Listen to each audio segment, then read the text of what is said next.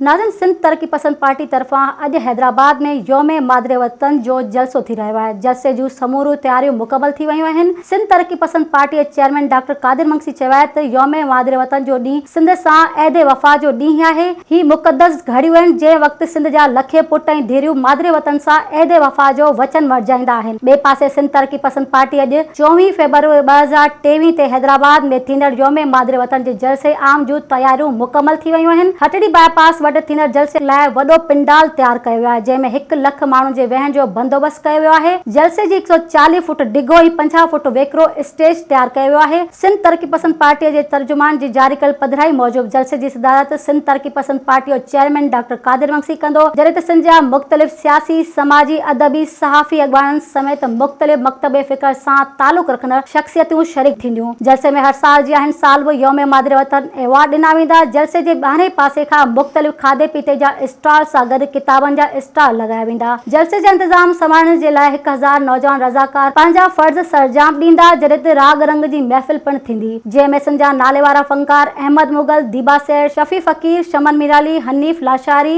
निरोधा मालनी, वकार मल्ला, बैदल मसरूर समेत ॿिया फ़नकार फ़न जो मुज़ाहिरो कंदा, जॾहिं त जलसे में सॼी सिंध मां काफ़िला शिरकत करे रहिया आहिनि।